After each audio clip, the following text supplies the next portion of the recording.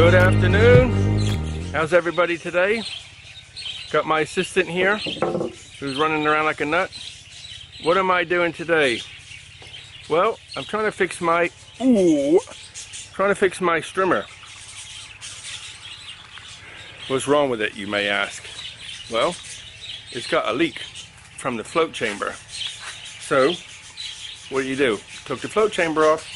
Got just 2 screws securing it in. I don't have a third hand, but right in the middle of the screen, see that little white thing? Just below that is where the float chamber goes on.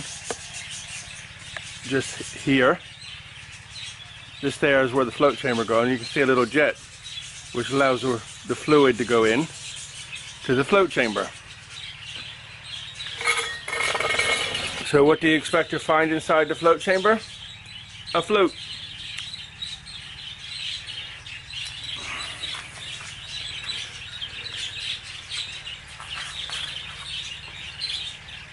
So I took the bowl off, and the problem was that little valve there at the bottom was leaking.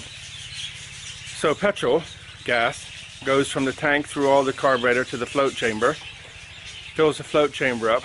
Now the starting process is you press that little button at the bottom, let some fuel into the float chamber, and then you put the on-off switch to on, put the choke on, one pull, starts every single time. But there was a seal, I don't know if you can't see it probably, there's a seal right at the bottom. See the little valve? Well, underneath that there was a rubber seal. And of course, if it's leaking, what does that mean? The seal's gone, right? The seal's gone. So what did I do? I took it off, got a pencil point and just played with the seal, and it fell out completely. So I thought, what are the chances that it will seal by itself without the seal? So I did it, and I put some fluid inside, and it didn't leak without the seal. What I was going to try to do is get a piece of rubber, like a grommet or something, and try to get it underneath somehow. You can't take it apart, you know. It's I used to say pre-packed at birth, but it's I just tried it and it worked. It's not leaking, because when you're trying to use the Strimmer, the petrol leaks out that valve and was dripping down the back of my legs. So I thought, this is no good. The problem is now, I think it's going to be okay without anything. So I'm going to put it all back together and try. But what happens when you take it off, you break the seal. And I don't have a new gasket for this. Gasket, seal, whatever you want to call it. I don't have a new gasket. So I'm going to make one. So with my assistant, what I'm going to do is try to make a gasket seal. So what I did, put the float chamber on a piece of cardboard and traced it around, put the pencil through the bolt holes, the bolt holes, and traced it around, and just made myself a gasket. So now I just got to cut it out.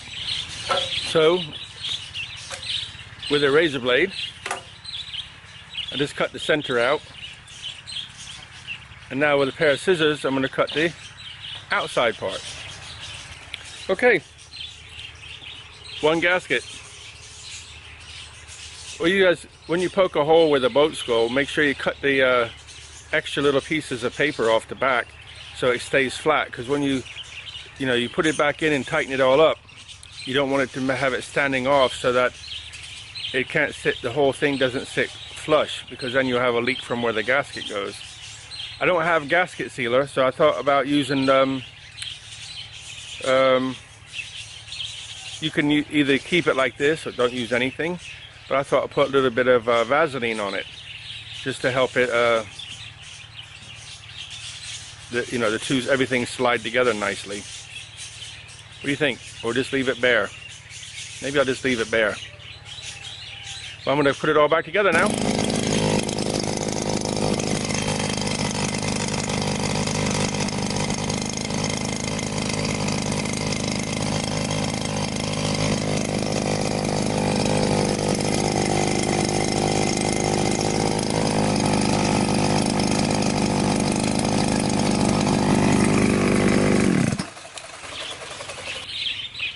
it got a little bit warm.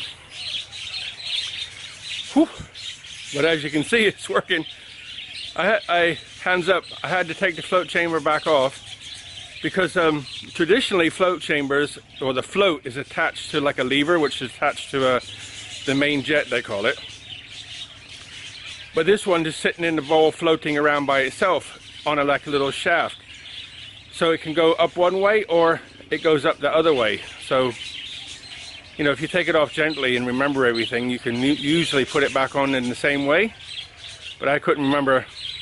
There's like a lip inside, which way it goes. So the first lip jammed it up against the valve so no petrol could fall in the chamber, in the float chamber, or float bowl, or whatever you want to call it. And so I just took it off, turned it around, put it back on, put some petrol in, pressed the button, petrol came out. Okay, so the valve works, but you have to wiggle it a little bit for it to sit and not leak. And as you've seen, there's no petrol coming out the bottom. It's sitting there now, still no petrol. See, no, if it was going to leak, it would leak just here, but there's nothing there. So you can see there's a little bit of petrol in, but there's nothing on the floor. There was like a rubber valve around the underside of this, the little press valve thing. So I just took it out, made sure it was clean, put it back in, and it's fine. So even if it drips a little bit when it's running, it will be better than what it was doing. Because it was like drip, drip, drip on my leg. Not cool. But for cutting grass, it should be okay. Because I don't know where to get spare parts for this thing at. No idea. But this is the only one I've had since I've been here. Which is like, it's got to be 3 years old now, at least. But you know, it keeps breaking and I keep fixing it. If you look at the electrics, you see the on-off switch? That's my wiring. The other one was in here. There's some switches all in here. I just got rid of them all and put my own switch in and rewired it myself. And it works. And it keeps on going. So I don't think I'll be cutting grass now. It's a little bit too warm, but in the morning I can have a go. Maybe just before dark I'll have a go, but I'm not doing it now. It's too hot. Whew. So that's it fixed. Peace of mind. Not leaking. So I can cut the grass again. So I filled the tank up, as you can see, and let it sit for a while, and the valve's still not leaking. See, there's no petrol on the floor, so it looks like it's going to work. The only thing I got to check is when its engine's running, there'll be some vibration. So that valve might unseat itself and drip a little bit. But I'll have a see. But right now, it's looking good. Not leaking. Thailand. You can hear the monks chanting way over in the distance. And the farmer is finally started harvesting or plowing the field. You can't see him now. I was going to get the drone out earlier, but I wanted to finish cutting the grass, but now it's too dark. I was going to fly over there, but I thought maybe it's better to ask him. I might spook him out flying the drone around him.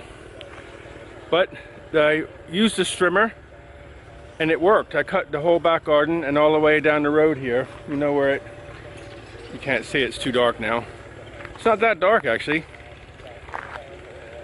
You can't see. Where the hedge meets the road, there's grass growing. Not now, it's all gone. So I cut the back garden all along the road, and I cut a little bit in the back, in the front garden. So tomorrow,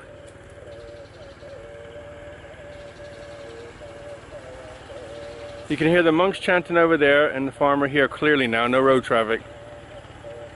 I don't know if you can hear him. So it works. Miracle, huh?